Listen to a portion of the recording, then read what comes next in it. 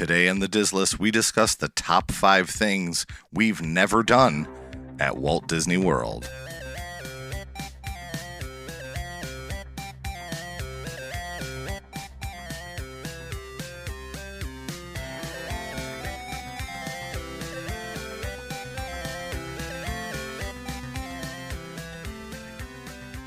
Welcome to the Dislist, the podcast that ranks everything in Walt Disney World. I'm Nick. And I'm Rob, and welcome to episode 53, where we discuss the top 5 things we've never done at Walt Disney World. There's a lot of stuff we haven't done. There really is. Yeah. Even, I think people who go all the time don't realize that there are so many things that we don't do because we fall into these habits of just doing traditional things. You know, we have our traditions. Well, and then there's hotels and restaurants. I count all that, too. Yeah. Oh, absolutely. And you've said it many times on the show before that, like, a lot of the things that you like to do the most are things that are traditions for you and your family. Yeah. And when you start filling up a trip with traditions, all of a sudden you don't have time for non-traditional things. Yeah, it's a double-edged sword. It's, depends on how you want to spend your time. Yeah. So you sound a little hoarse today. What's going on? Well, I've been playing in a band for almost 20 years, I guess. We started in 2004, and two of our band members live on the West Coast, and they flew out, and we played a show last night. Nick was there. It was awesome. It was great. It was a little wild. I play in a couple bands. I've talked about them on the show before. This particular one is called Achilles. We are a hardcore band. If you are not into loud music, you probably don't want to check it out. If you like if you like louder hard rock, then feel free to check it out and see if you like it. But there's lots of yelling and fun times to be had. Nick was definitely having a blast. That's for sure. I'm a little sore. Definitely getting a little too old to be in the middle of the crowd at a hardcore show. But it was a lot of fun. Yeah, so, it was a good time. It's kind of funny, the juxtaposition of the hardcore bands and the hardcore scene and then the Disney stuff. It's just kind of funny to me. Well, I'm very honest and I like what I like. Yeah. And it's not that I hide this at any point. I'm very proud of my Disney fandom and I don't care who knows it. Yeah. So, yeah, the last weekend my mother was in town and we were talking about something and she said how she remembered meeting you at the soccer game or whatever. Yeah. And she's like, oh, he seems like such a nice guy. And I was talking about going to the show this weekend. She's like, oh, what kind of music? And I laughed and I turned it on. She goes, wait, what? Yep. So, no, last night's show was great. And it's fun for me to be able to like see you doing something that you love, right? So yeah. you see me coach all the time because your daughter's on my team. Yep. And that's like my passion. But being able to watch you up on stage was a lot of fun. It's the second time I've been able to do so, but not with that band. Yeah, so and this one, cool. and not that any of my other projects are more or less important to me. I enjoy playing music, and it's definitely my hobby, and I love it. But this one's it's special because we've been doing it for so long, and we've put out 5 different albums, and yeah, it was a good time. Yeah. And I was a little bit worried as I was driving over here. I was like, is Rob going to be awake? Yeah, I'm all right. I rolled out of bed and got going, had some breakfast, walked the dog, and feeling good now. Yeah. So we're going to go off to the halftime show here in a little bit. But before we do that, I wanted to say that every week we pick a patron as our sponsor of the halftime show. And I think this week, rather than picking an individual patron, I would just like, because it's been fully a year now, right? It's been a full calendar year since we released our first episode, that, I would just like to thank all of our listeners, not just the patrons, but all the listeners. And if you do like us enough that you'd like to have us 24 hours early, if you would like to get some bonus content, and maybe you want to buy us a cup of coffee a month, that's about what it costs. It costs about a cup of coffee a month. Right. You can get all this bonus content. So you can head over to www.patreon.com/dislistpod. So our halftime show this week is being brought to you by all of you. So thank you so much for sticking with us for the last year. Yeah, thank you so much.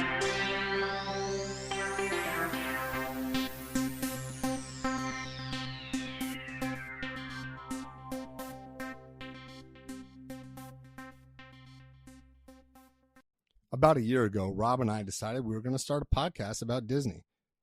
We had no clue how we were going to distribute it or how we were going to record it. Yes, he had an amateur recording studio in his house, but then we found Spotify for podcasters, and it turns out we didn't need any of that. We could record on our phones, on our computers. It really doesn't matter. The best part about all of it is they not only are free, but they allow you to make money. And if you're more of the visual person, you can make video podcasts. Ever since we started podcasting with Spotify for Podcasters, we've been able to make friends around the Disney community. I know it sounds silly, but some of these people who we've never met have become really and truly good friends. I hope you'll try out Spotify for Podcasters. And if you really want to make a podcast, you should go to www.spotify.com/podcasters to get started. Trust me, it's a lot of fun, and you have no idea who you'll meet.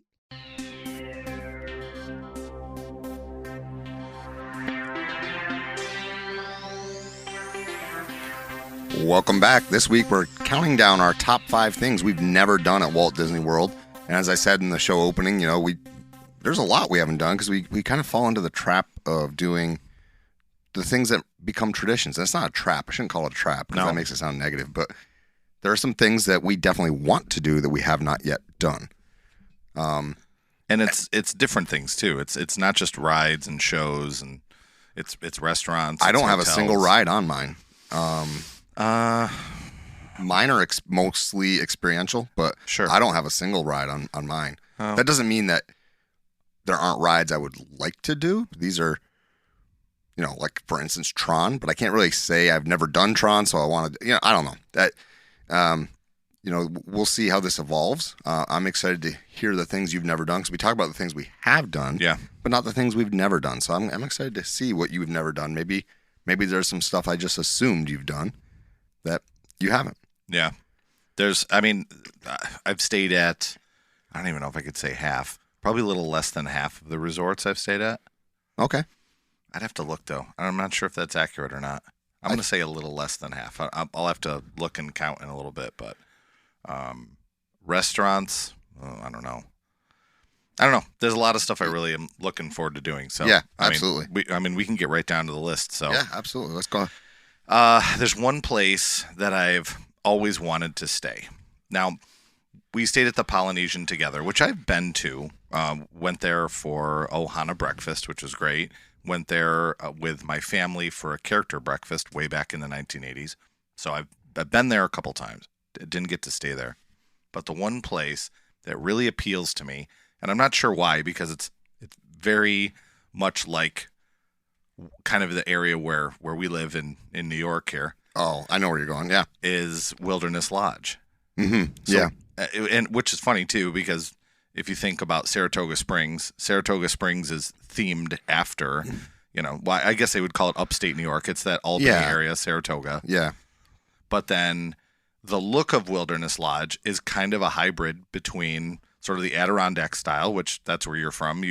You know that style very much, and then the Pacific Northwest style. Yeah, I think it's kind of a hybrid. I mean, they modeled it mostly after those great lodges of the Pacific Northwest and of like Yellowstone, that kind of stuff. But that's true. It does remind me of a great camp in the Adirondacks. Right. So I've always really wanted to stay there. I mean, the restaurants seem like they're meat and potatoes restaurants, which I really enjoy. They seem like it's just very relaxing with like the little any kind of like water feature where there's like a little brook or something. They have the rocks and the water. The pool looks great. There's lots of trees around. So have you been there at all? No. So my first trip, we actually went to Artist Point. It was Storybook Dining at Artist Point. Oh, right. That's the Snow White. Yeah. Yeah. And that lobby, I was just floored. It's amazing. It looks enormous. I didn't put this on my list because I really wasn't thinking hotel stuff, but it's certainly a place that I can't wait to stay. My dream, and I know it's probably yours too, is not just to stay there, but to stay there in a very specific time of year. Mm-hmm. I want to stay there during the holiday season because that just reminds me of home so much, that lodge, and then to see it decorated for the holidays just would be phenomenal.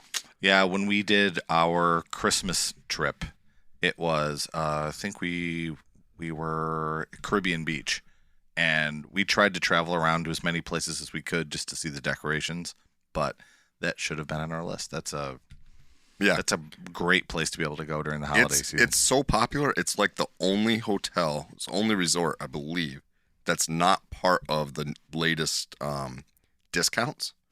So a new round of discounts came out or whatever for travel all the way up through December 22nd, I believe it is. And Wilderness Lodge is not part of it. Well, that's because it's such a popular place. Yeah. There's no need for them to put it on sale during the holiday season, I think. They're making their money where they need to, I guess. Yeah. Like Grand Floridian's like 40% off rack rate. I don't want to stay at Grand Floridian. I understand that. I'm saying I apparently neither do other people because it's 40% off. Yeah, I don't think there's too many guys in hardcore bands with tattoos walking around it. Well, who knows? I haven't been there enough to know. Maybe there are people like that walking around. I don't know. That's a cool number 5. And what'd you have? My number 5 is actually something you can do at a number of resorts, and it's something I never really thought of before, and then I started watching some YouTube videos of people doing it, is rent a boat. Oh, yeah. I would love to rent a boat and just be able to go on Seven Seas Lagoon, a pontoon boat, and just go out there. It's so cool that you can do that, and you wouldn't think, especially because like they have large ferries of people going around. I mean, I know there are rules, and you follow the rules on the boat, but anybody can just rent this boat basically. And now you drive it, or do they have a driver? You drive it. You rented the boat like you would in like on any lake in the United States. You can go and find a rental place. Well, there are rental places at Disney, and you can rent a boat. I don't know if I would rather rent a boat over in the Magic Kingdom area resorts or over at Epcot. I think both are kind of a cool experience, and they're unique. They offer unique things in their own ways. I think I know where the place is over by the Epcot resorts. I think it's right by Yacht Club. There's a long dock. Is that it right there? Yeah, there's one that I can't remember if there's a rental place over by Boardwalk as well, but yes. The one yeah. And I think it'd be cool, like to rent a boat, get like instead of doing just a full-blown resort day, you rent the boat for half a day or for a few hours, and you go out on the lake with some snacks or whatever, and you cruise around. I think that'd be cool. I think it'd be a lot of fun, and it would provide for an activity that's not uniquely Disney, but is at the same time uniquely Disney because of the sights. I just think that would be, a joy, a lot of fun. Now, in the Magic Kingdom area, where specifically do you know where you can rent the boats? Is it by the Polynesian? You can rent them at Polynesian. Okay. I believe you can also rent them at Grand Floridian. I'm not positive on that. That would make sense. There's a question mark at the end of that sentence. I think I know where you mean. I think it's that place where our boat docked, where we took a small. Those called friendship boats. For lack of a better term, yeah, let's call them that. We took a boat when we were done at Magic Kingdom one day. We got on that boat, all 8 of us, and I mean, we were going back to the Polynesian, but the first stop was over at Grand Floridian. I'm guessing that's probably the area at that dock where we stopped. Yeah, so and then they continued on to our resort. Yeah, at the Polynesian, it's in a very similar spot too. It's like next to the pool. If you're looking out toward the castle from the pool, it's to the left. Okay. There's boats. They have fishing excursions too. I didn't put that on my list, but I think it'd be fun too. Do a fishing excursion. That one I believe is captained though, so you do have a captain with those fishing excursions. Do they do canoe rental still at Fort Wilderness? That I don't know. I thought they did at one point. They did horseback riding. And they definitely do horseback riding. Still. Archery. Yeah. There's a lot of really kind of fun things that you wouldn't have the opportunity to do. I mean, if you live in a suburban area or a city and you don't have the opportunity to do things like that on a regular basis, maybe that's the place you want to stay. Maybe you want to stay at Fort Wilderness and do some of that more camping adjacent, Boy Scout, Girl Scout adjacent. Yeah. Which I know can be a hot topic, but yeah. I think that's partially why bringing the DVC property into Fort Wilderness is going to be a big thing. Yeah. But we'll see. But yeah, my number 5 was renting a boat. Yeah, that's a cool idea. Even just taking a boat, or if you're at Port Orleans, you can get on a boat and ride the boat over to Disney Springs and get a meal. Like, that's fun too. I mean, renting a boat is great because then you get to kind of be the boss, and you can, circle Discovery Island if you want to, or go see where River Country used to be. And I can't remember if I don't think I've been to River Country. I think I would have remembered it. I got to ask my parents if they took us. That would be interesting to know. I can't remember. Anyway, but sometimes I'm in the mood to just go for a ride. Sometimes I'm in the mood to like go and discover. So, I mean, you could really go one way or the other. So number 4, you are not interested in at all. I know this before I even say it. But I'm going to laugh when it's my number 1. No, it's not even on your list. This I've been really excited for years. We had a reservation at this restaurant when COVID hit and we had to cancel. But I lucked out and got a reservation at this place. I'm so excited to go here. Nick is not, but I love this vibe. I don't know. I'm very excited. It's the Sci-Fi Dine-In. The Sci-Fi Dine-In is in Hollywood Studios. It is in a giant soundstage, I guess, giant building. Yeah. Where you walk in and it's like nighttime and it's like a drive-in movie. They have a big screen on the wall and they show like old horror movies, science fiction movies, like stuff I love. And it's just so cool to me. And where we live, there's drive-ins all over the place. I think we talked about last episode. My buddy just bought one in my hometown where I grew up. So it's not like I haven't been to the drive-in. Right. I can go really anytime we want to, but this experience just seemed really cool. You sit in a car, you have a little table, you order your food, they bring the food out to you, but it's not about the food. And I know Nick loves, he's a food critic, so is his son, and they're very good at it. But for us, sometimes we're just like, yep, give me the hamburger. I want this experience. So we haven't gotten to do that, but the 4 of us in our family were a little bummed, and we tried getting a reservation for that last time we went down, and we couldn't do it. So we're going to try and see if we can get it next time. I'll say this. I am the only one in my family who doesn't want to do this. Oh, okay. So I will probably end up doing it. That said, my issue with it is not the dine-in, the drive-in experience. My issue is that like the way the seating is. You're not really seated with you're seated with your family, but you're not. No, so it's like you're all pointed at the screen. 2 in front, 2 behind. Yeah. So that's my main issue with the way the seating's done in those cars.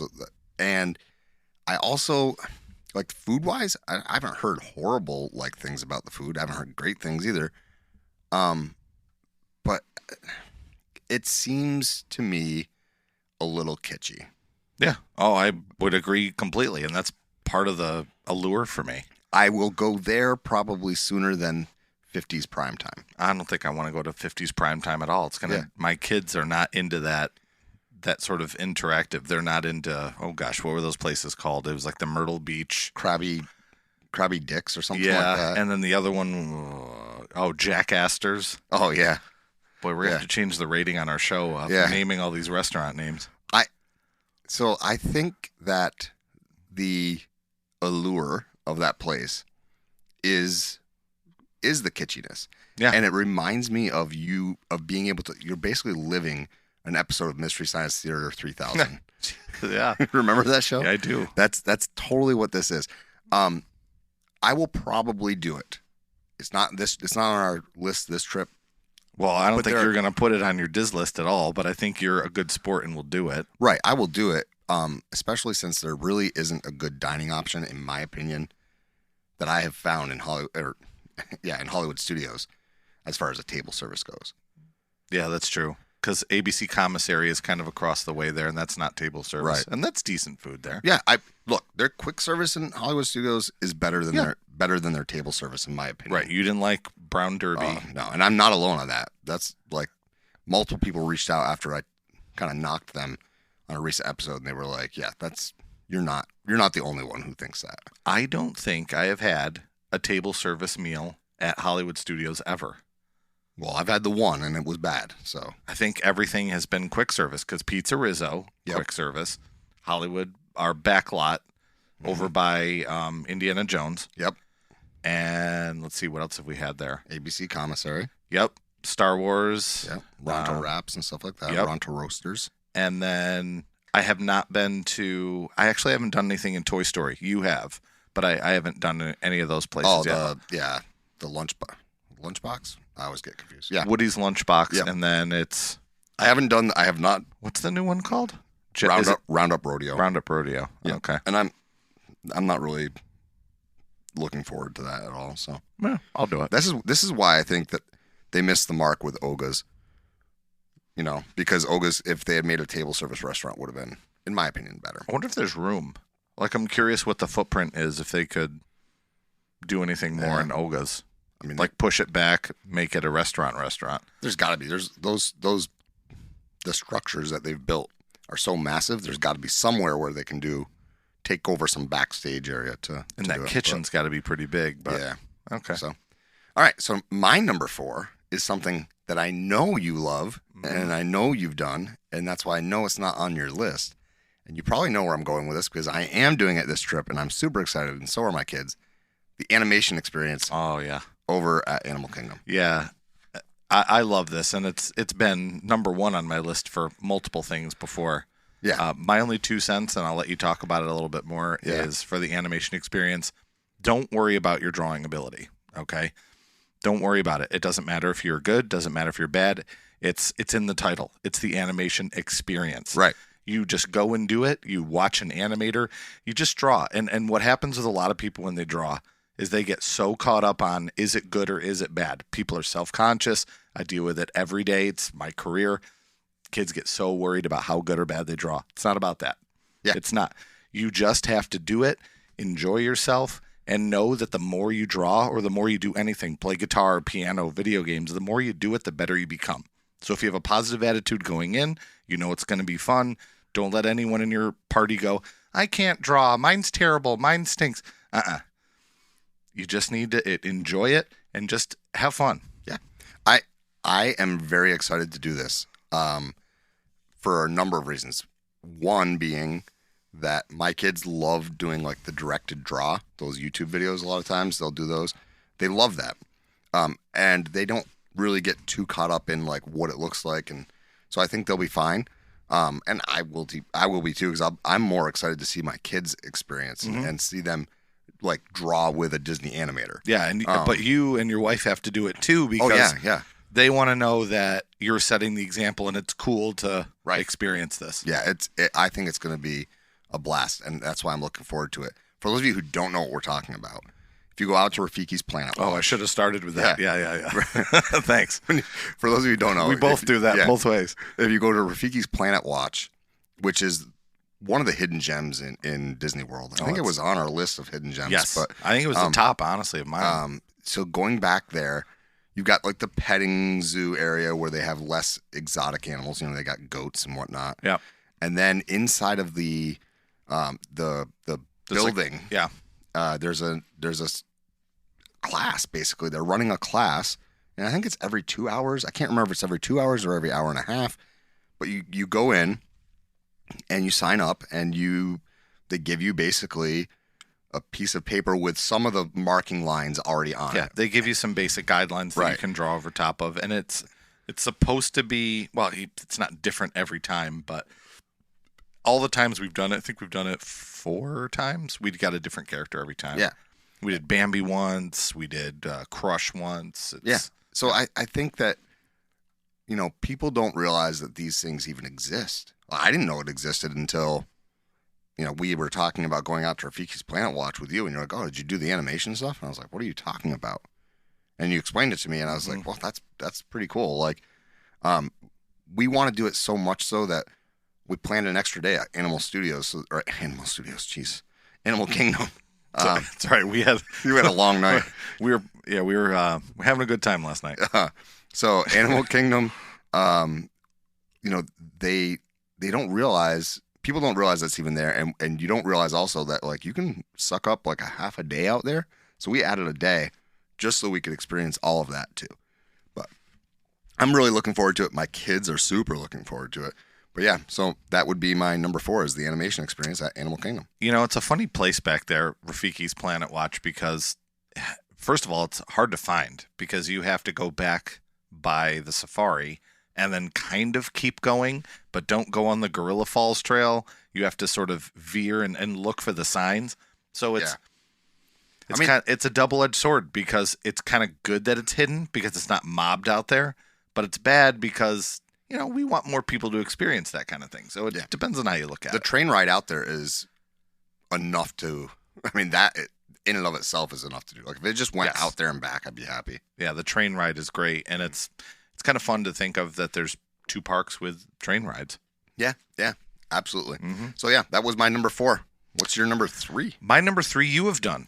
Okay. And it is something I have always wanted to do, and that is the Disney Halloween party. Now, I'm just saying it that way because it kind of encompasses Boo Bash, which you did. Right. And then they also have Mickey's Not So Scary Celebration or whatever they call it. and they have Oogie Boogie Bash, which I don't know if you saw the hubbub this week. No, tell me. Oh, the Disney servers basically crashed. Uh-oh. And they said, and Disney was like, okay, so you've been waiting online for 3 hours. We're closing the queue. You're not buying tickets. And next Thursday, we'll let you know when or if we're even going to reopen sales. Oh, my gosh. Yeah. Disney IT is horrible. Anyway. Yeah. Yeah, so I've always wanted to do the Halloween party. You know, I like scary movies. I like Halloween. It's one of my favorite times of year. My wife loves Christmas. I love Halloween. And we've done Christmas, and it's magical, and it's everything you would imagine it would be. It's incredible there at Christmas time, or the holidays. You know, they celebrate Hanukkah, Kwanzaa, all the above.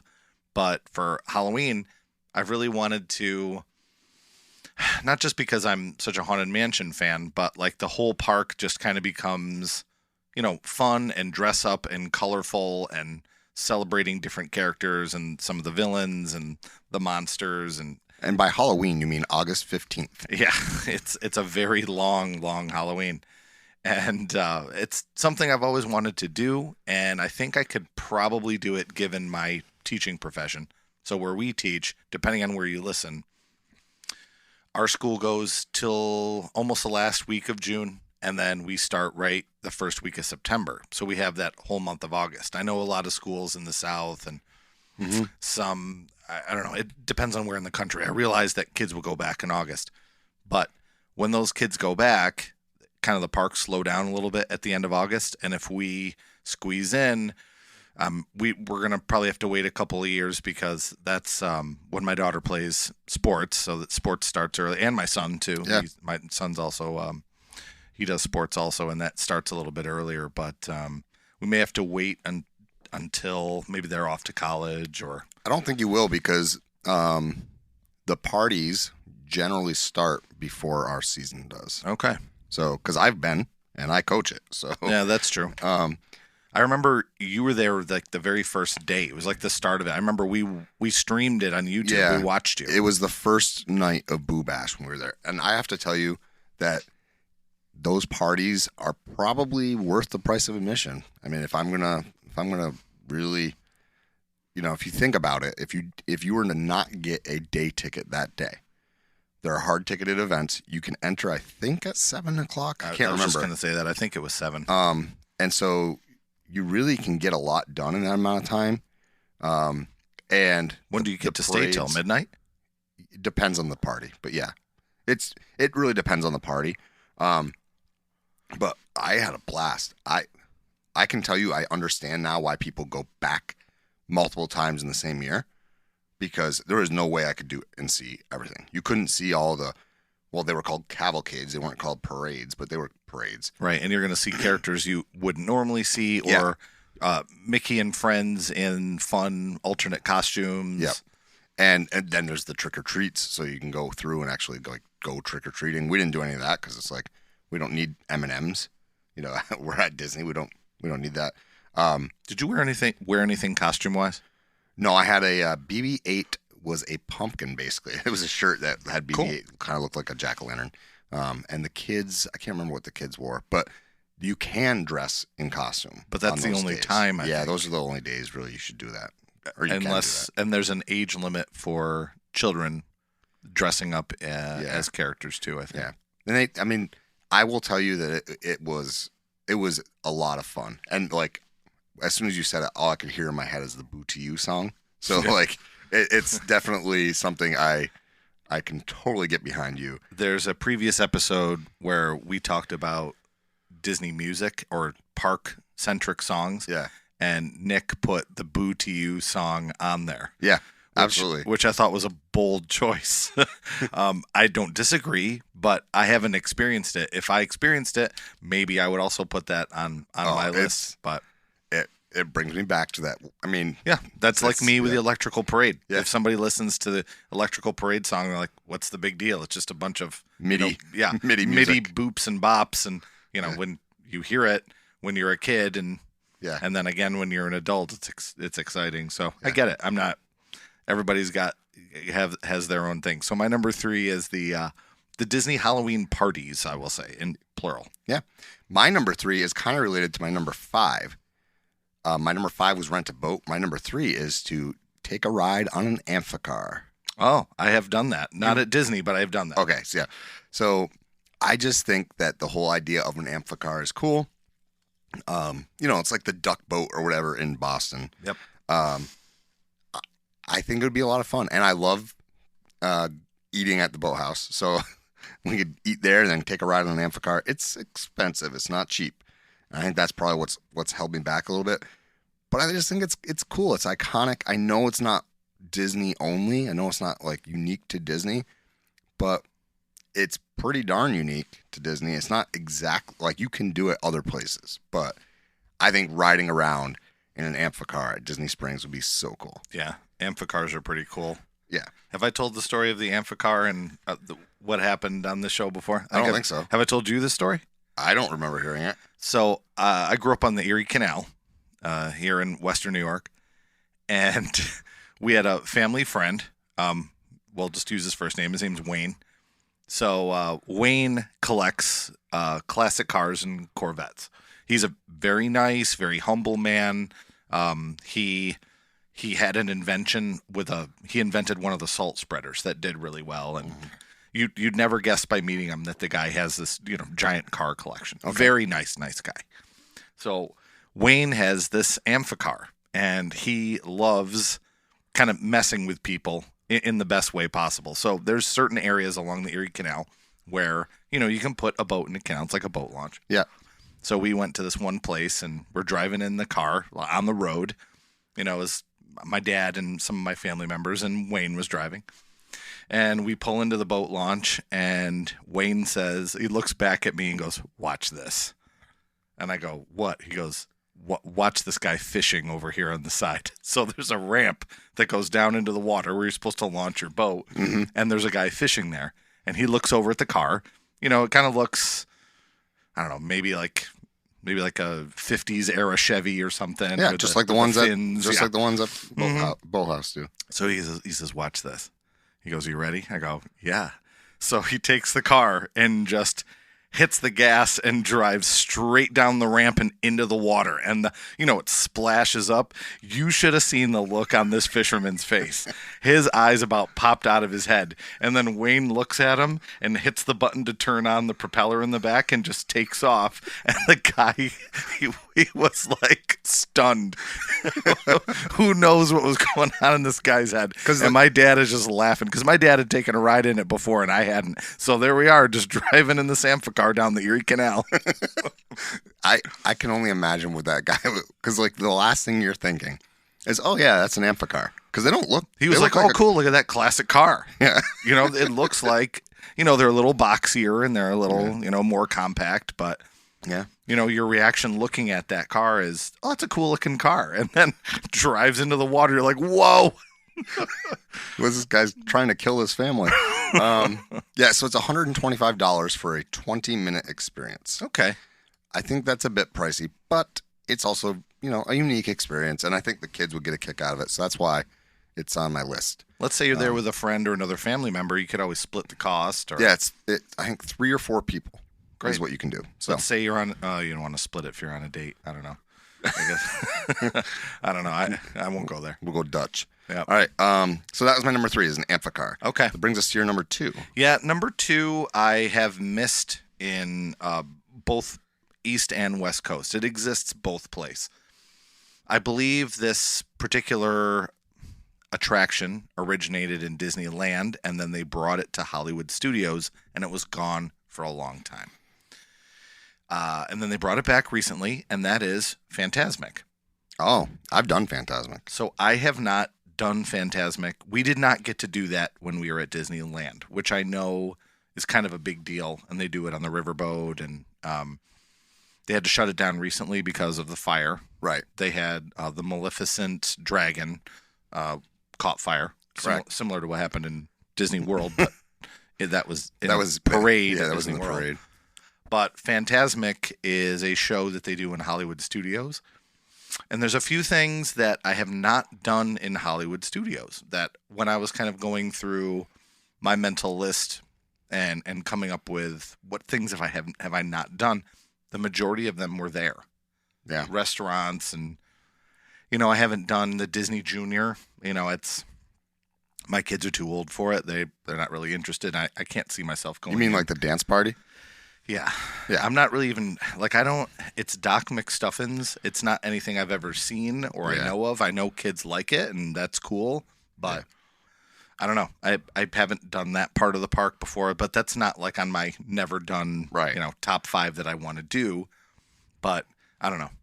Maybe someday if, I'm a grandparent going and that's still a thing. Who knows? Yeah, I'll tell you that Fantasmic is amazing. It's a really good nighttime show. That's why it's my number 2. It's anything I've seen looks so exciting, and just seeing characters is always exciting to me. I think even if I'm not meeting them. Yeah, I think it would have been even more enjoyable had I been smarter about it. And we kind of did it was a marathon day, which a marathon day at Hollywood Studios is just not a good idea. You were probably like a piece of bacon at the end of the day. Yeah, it was not good. So I think for me, had I maybe played it differently, like let's say we had hoppers and we went to Epcot in the morning and then hung out at a resort and then went there just solely for Fantasmic, I probably would have enjoyed it even more. I loved the show. It's just so hot in that park that you get back into that show area and it's like they're selling $5 waters and you're willing to pay $5 for a bottle of water because it's so hot back there. But it's a really good show. There's limited capacity, so I do have that on my list as something I want to do on my next trip. It's you can do dining packages, So you can. I may do something like that just to lock that in. Yeah, you get a preferred seating and you get a meal. You have to pay in advance, kind of like as if you were going to Cinderella's Royal Table. You pay in advance. Yeah, you don't pay when you get there. But that's how we did it. We did it with our Hollywood Brown Derby meal, and while the meal wasn't great, the fact that we had preferred seating was clutch because it gets pretty packed in there. In that show, I don't know if you want to call it amphitheater. It's the outdoor, sure. The seating gets pretty filled pretty quickly. It's a great show, and I think you will love it because it's got a lot of the history of Disney. Cool. The colors are amazing, and the way they do the effects with Steamboat Willie coming out and all that. It's just a really cool experience. I enjoyed it a lot. My daughter slept through it because she was so fried. I don't blame her. My son loved it. My son absolutely loved it. So it's a good choice. We're starting to look to the future into our next trip, and it looks like it may be a shorter trip for us to go down and spend time with family and do a couple days.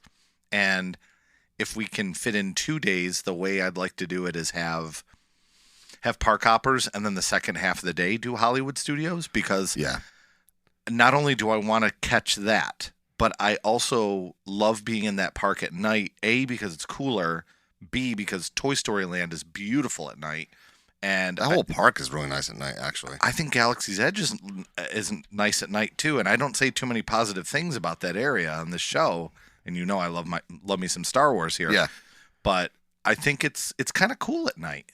I don't know. I think that's a fun night park. Yeah, I agree. And because people start the day out there or whatever, they might get fried earlier. I think the crowds are that park especially. I feel like the crowds at night, there's a big difference. Yeah, I think It'd be fun to do the split that way. Yeah, Take I a agree break with in you. the middle of the day and then, go back over to a different park.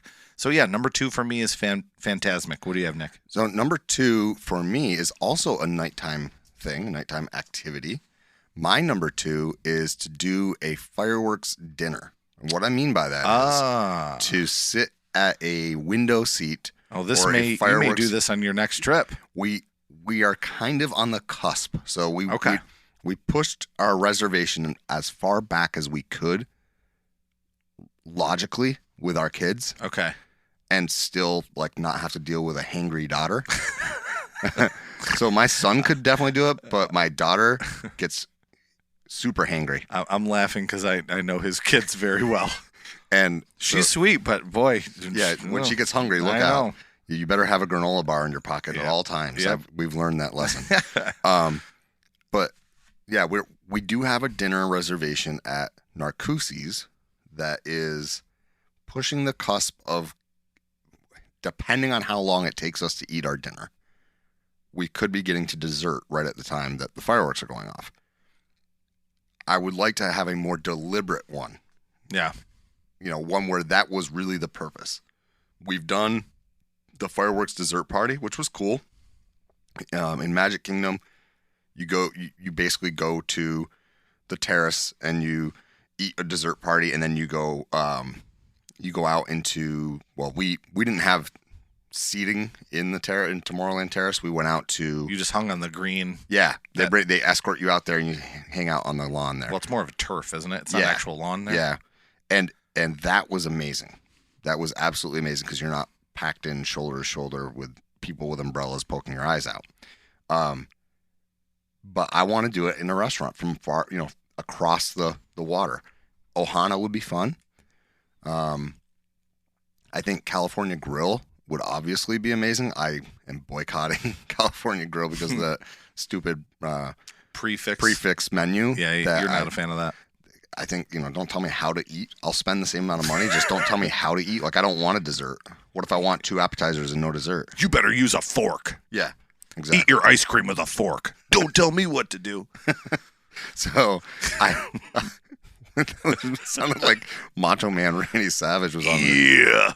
Yeah. So when we booked Narcoossee's, we deliberately pushed it as far out as we could For that possible chance. But when I think as the kids get older, it'll be a little bit easier for me to say, okay, look, we're going to do this at fireworks time. We're going to get a reservation at 8:00, and we're definitely going to see the fireworks, or whatever. Yeah. So yeah, that's my number 2 is a fireworks dinner. What did you have for number 1, Rob? My number 1 is, you actually mentioned it before the show kicked off. One of our patrons, Brian, just experienced this and was texting me about it. Brian's an old friend from actually elementary school, believe it or not. Tron. So he got to experience Tron and sent me a photo of him on the ride. His smile couldn't be any bigger. That's awesome. He was loving it. So I realize it's a short ride. Okay, it's a quick ride. I wasn't super excited about it at first, but I think I'm excited about it if I can get in the what's the queue called, where you wake up at 7 a.m. and you hit Virtual the button. queue. Thank you. If I get a virtual queue for it and I can come over and just hop right on, I think I'd be okay. But I don't want. It's not something I think I'm gonna wait like 2 hours for. Yeah, I agree with you. Because what is it? It's a minute long, right? It's less than that, Which is yeah. cool. And there's a lot of things I like about Tron. I really like the movies. Even the first one is, it's. Yeah. I think if someone watches it now, like if you were to play it for a teenager, they'd go, "What is this?" Yeah, I agree. The sequel is pretty decent, but I love the music. Yeah, and they play it during the ride. So. And we played it on one episode too. Mm-hmm. And so Daft Punk, who is they're not a punk band, but they're a techno group, really big in early 2000s maybe. Yeah, I would say. They had a couple singles. Look them up if you want to. That's music for everybody, unlike Achilles, we talked about earlier. But the music in the Tron sequel is absolutely epic.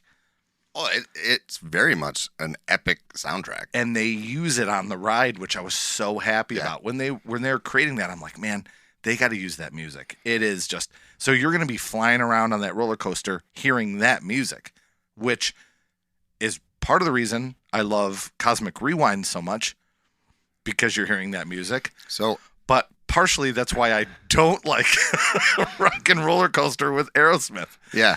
And it's funny too. Quick aside on this. If you're a longtime listener, you know that Nick and I have been pretty adamant about the Muppets taking over the Rock and Roller Coaster. Yeah.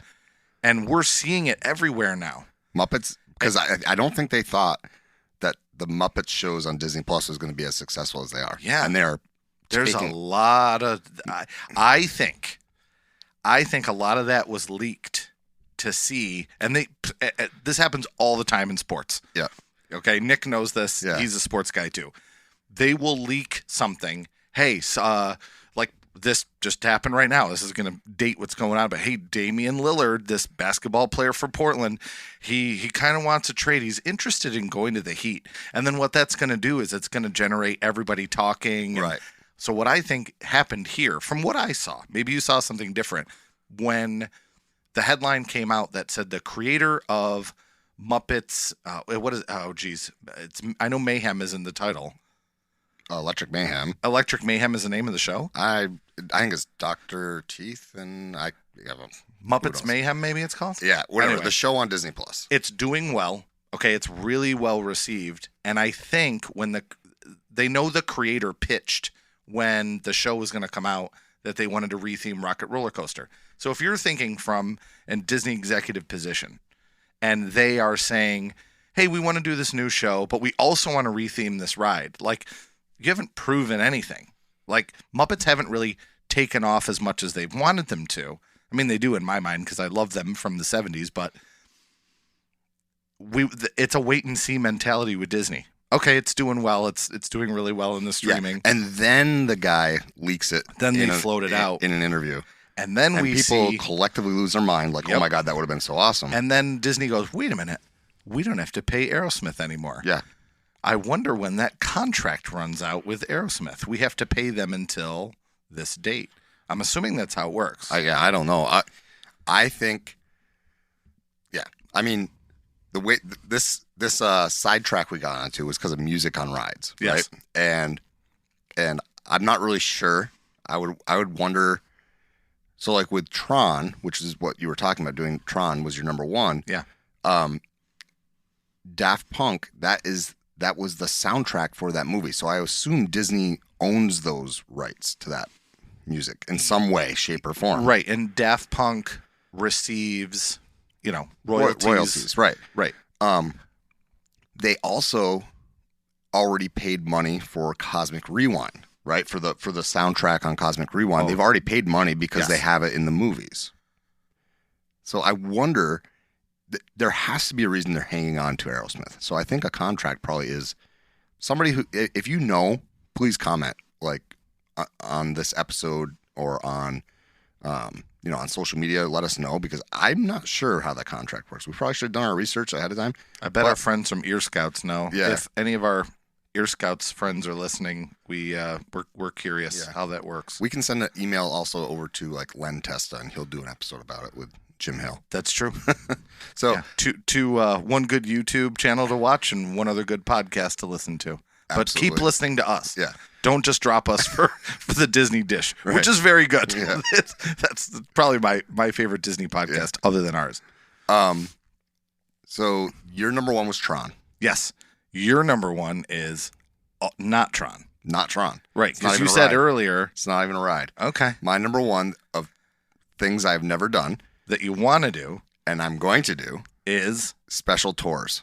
Oh, right. Yeah, so we're Behind doing the Seeds. So we're doing Behind the Seeds, Cool. and we're doing Forgot about that the stuff. Up Close with the Rhinos tour. Yeah. The number of these backstage tours that exist are innumerable. I mean, there's just so many of them. You've got like the one that's we almost did, which is like caring for the giants, which is the elephants one. Animal Kingdom has a lot because you've got like the Wild Africa Trek. You've got a whole bunch of, I think it's Sipping on the Savannah or something like that is one where it's like a wine tasting out on the savannah. You can eat out there too. All of these backstage type tours interest me because it brings you, it's breaking that fourth wall, right? You are literally going backstage. I'm doing the Rhino one, and I was like, oh, we should do it. It's going to make good content. And then I remembered, oh yeah, you can't. There's like no content. Like you can't watch anything about it because guess what? You are literally backstage the whole time. You're not allowed to take pictures or anything like that. So I am really excited for it because going backstage and getting that behind the scenes look is going to be a ton of fun. Behind the seeds, which is a horrible pun, but whatever. The behind the seeds tour is actually going to be pretty cool too. I'm really excited for that one. Where's that one? That one is you are actually back in living with the land. So you are, instead of riding by in a boat, you're walking through the attraction. You're on the other side. I've seen people do that before. Yeah. I've been on the ride when I see people walking in the background, and then they'll say, because it's a recording on the ride, and they'll talk about the tour. Right. They'll try to sell they're advertising it, right? I'm really excited for that one. But I put this at number one, not even because of those ones, because really my number one thing I've never done, above all of that, above all of these tours, is doing one of the Keys to the Kingdom tour. That's really the number one for me. So if I put a generic title of the behind the scenes backstage tours, but I really, really, really want to do a Keys to the Kingdom tour where you basically you're really going backstage. I mean, I think they even go down into the utilidors. A couple people we know just did that tour. Okay. And I had a conversation with them. Did I tell you this? No. I had a conversation with them a couple weeks ago at Cricket's at that art opening on Main Street. So I've talked about this guy a lot on the show. His name is Dale. Okay. Dale works for AAA. He books Disney, and then his son Kyle. I'll say their first names. Yeah. It's not a big deal. Yeah. Kyle and other members of their family. Kyle's girlfriend, who you also know, they got to go on that tour. They said it was unbelievable, life-changing, like nothing they've ever seen. And they go to Disney as often as we do, if not more. Right. That's awesome. Dale said it was incredible. I got a little bit of details here and there. Nothing major nothing spoilery. No, they just said it was just unreal and incredible. All the things that they saw, it was totally worth it. Pretty expensive, but they all pitched in together. Like I said earlier, Kyle pitched in, Dale pitched in, other members, and it became affordable, and they said it was awesome. Yeah, I totally want to do. I really want to do that tour. But any backstage tour to me is fun, and that's why I'm excited to do these next two, or these two on my next trip. Well, you're getting your feet wet. It's cool. You've never done any of those backstage tours at all, right? No, I'm interested too. I mean, that's something I may potentially look into for our little mini trip that we have coming up in the future here. Well, I think it's something. Last week we did the episode about things you would do given one day in the parks, and our patron who had recommended it actually reached out and kind of said to me after we did the show and after it released that for them they looked at it differently because they go so frequently. They looked at it as a day to do stuff they've never done, and they oh, okay, cool. And they did do, I think she said the elephants one. Okay. And when you think about that, it is a really smart thing to do if you go a lot, like we've been numerous times. You've been a lot more than I have.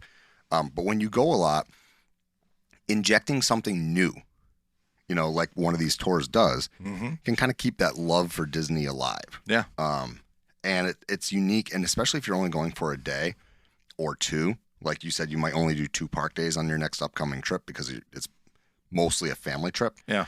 I think that when you put these kinds of things in, these special things, it takes the pressure off of, well, I've only got 2 days. How can I ride all the rides I want to ride? You know what I mean? Yeah. And I think what Disney does is this is partially why they like to add new attractions or update new attractions to bring people back.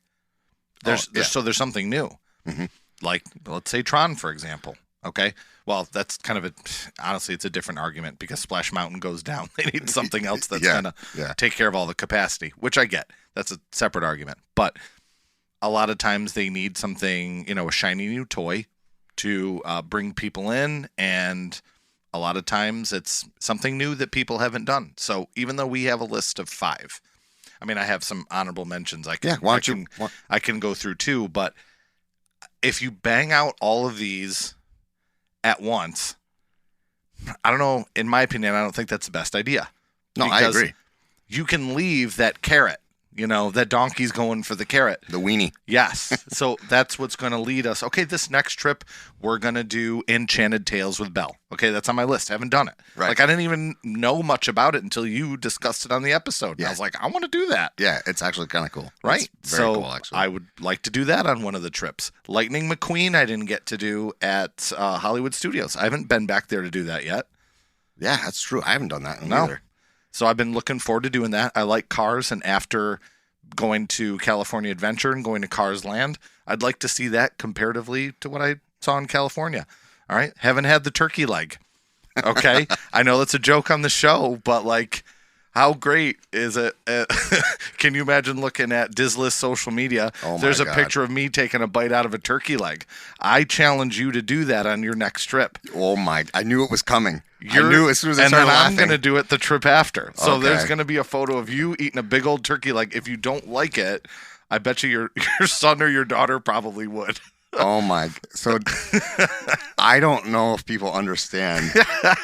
My heart is racing right now just at the thought. I called him out. The thought of having to do that, and now I have Look, to. all you have to do is put it in your mouth. You don't have to eat it.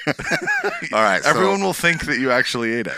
Oh man. Or give it to your son. He'll love it and eat it, and then you just hold the turkey leg eaten, and everyone will think that you actually ate it. So I paused. I just paused. I just paused for a moment because that's where we're going to edit out that whole previous conversation. So there's no evidence that Rob just challenged me to this.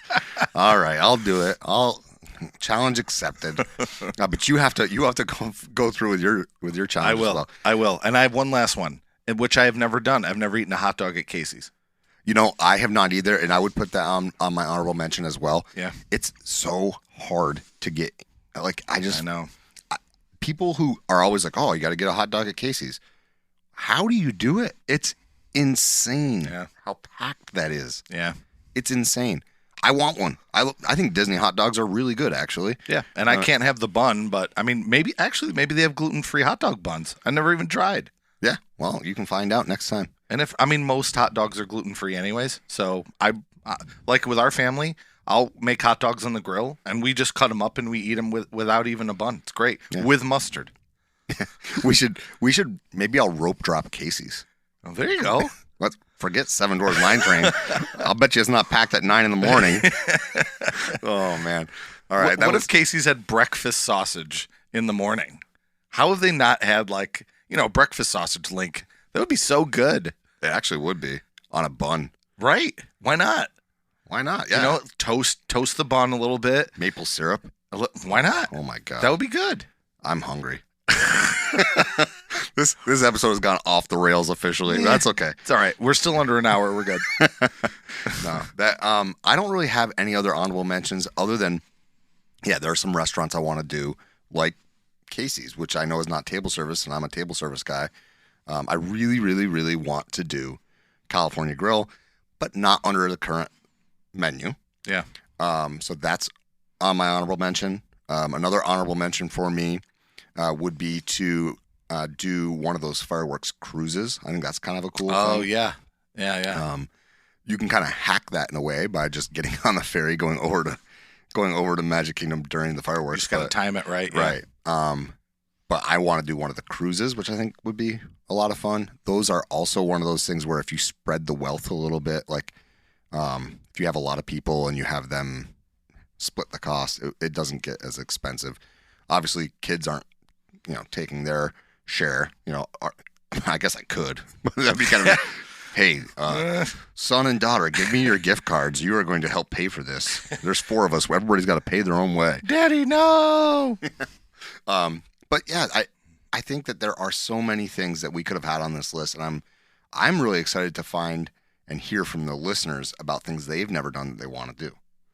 Because that's how I find out about things that even exist. I didn't even know existed, you know, like the animation stuff. Yep. So if you have anything like that, please reach out. And you can do that at dislistpod on pretty much all the things. So you can go Twitter, Instagram, TikTok, YouTube. We just post like here and there. I'll post shorts on YouTube. But yeah, so I really want to hear from our listeners about this one. Yeah, me too. But it's a great, big, beautiful tomorrow, and tomorrow's just a list away. Tune in next time, and we'll see you real soon.